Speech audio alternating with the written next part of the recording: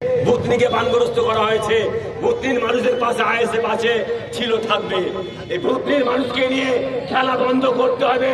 TMC সরকারের দুই বিধায়িকা সাবিত্রী মিত্র, সাবিনা মহাশয়া আপনাদের হুঁশিয়ারি দিতে চায় আইএসএফ যে ভুতনির 1,35,00,000 টাকার যে বাঁধ নির্মাণ হয়েছে তা কেন কাটলো, এর কৈফিয়ত তোমাকে ভুতনির মানুষকে দিতে হবে। এক টাকা তুমি 900 করবা, সাধারণ মানুষজন প্রশ্ন করবে, সেখানকার এমএলএ তাকে অকথ্য ভাষায় গালি দেবে।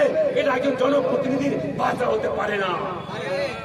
তুমি জনপ্রতিনিধি হয়ে কি করে মা বোন তুলে গাল দিচ্ছ? তোমার হিম্মত হয় কি করে? সাবিত্রী মিত্র মহাশয়া, কে তোমাকে অধিকার দিয়েছে? তুমি যাদের পথে নেত্রী হয়েছো তাদের তুমি মা বোন তুলে গাল দেবে, তোমার জিভ ছিঁড়ে ফেলে দেবো আমরা। তুমি পাঁচলামি বন্ধ করো। সে পাঁচলামি আরেক হয়েছে আর নয়। আজকে বাংলায় সংখ্যালঘু মুসলমানদের, আদিবাসীদের, দলিতদের যেখানে যেখানে হয়রানি করা হচ্ছে, এই হয়রানি বন্ধ করতে হবে। বাংলার সংখ্যালঘু মুসলমান, আদিবাসী, দলিতদের মার খাওয়ার জন্য ভারতবর্ষে জন্মায়নি। এরা সাংবিধানিক পদ্ধতিতে, গণতান্ত্রিক পদ্ধতিতে যোগ্য জবাব দেবে আগামী 26 নির্বাচনে। আমরা কি দেখলাম? আমাদের রাজ্যে দুর্গাপুরে এক গরুর বাচ্চা পারিজাত বন্দ্যোপাধ্যায়, সে আমার বাপ চাচা যারা হাট থেকে গরু কিনে আসছিল, তাদের বৈধ কাগজ ছিল, তাদেরকে ধরে, তাদের গাড়ি ধরে টেনে, তাদের কান ধরে বস করিয়ে, তাদের হাতে দড়ি বেঁধে তাদের যে অকথ্য হেনস্থা করলো।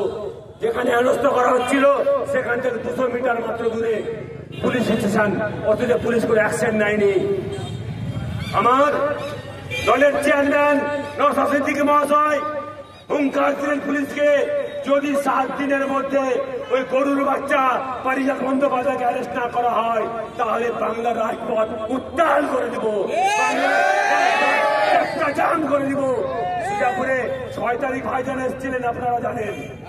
সুজাপুরের জনসভা থেকে ভাইজান বললেন 3 দিন অতিক্রান্ত হয়েছে, আর 4 দিন যদি এই গরুর বাচ্চা পারিজাত বন্দ্যোপাধ্যায়কে অ্যারেস্ট না করা হয় তাহলে নবান্ন 14 তারিখে তোমাকে নামিয়ে দেব। আমরা কি দেখলাম? তারপরে তাকে ধানবাদ থেকে অ্যারেস্ট করা হয়েছে।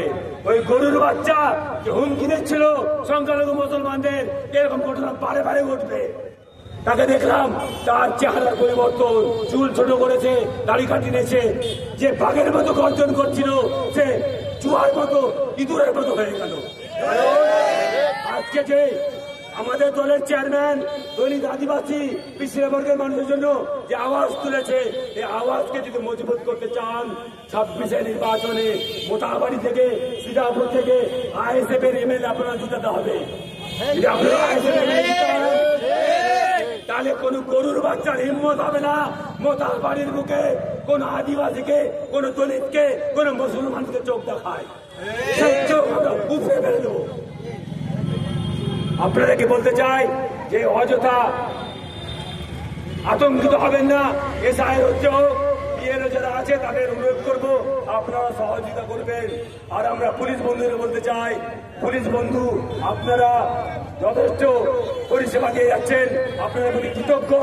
পুলিশদের কিছু অংশ আছে যারা দলদাসে কাজ করছে, যারা নিজেদের মেরুদণ্ড বিক্রি করে দিয়েছে, যারা আরএসএস এর কাজ করছে,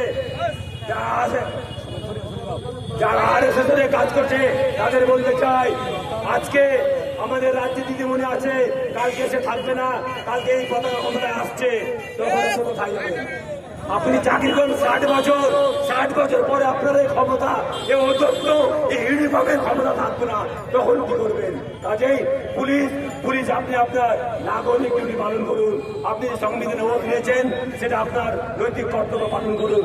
আইএসএফ চাই বাংলাদেশে, পশ্চিম বাংলায় সম্প্রীতির পরিবেশ, আইএসএফ চাই সৌহার্দ্যের পরিবেশ, আইএসএফ চাই দলিত, আদিবাসী, সংখ্যালঘু, পিছিয়ে বর্গের মানুষের সহাবস্থান, এবং আগামীতে এই বাংলায় কোন রকম অপ্রীতিকর ঘটনা, কোন দাঙ্গা হতে আমরা দেব না। আইএসএফের আন্দোলন এইভাবে চলবে আগামী দিনে, এই বলে আমি আমার বক্তব্য এখান থেকে শেষ করছি।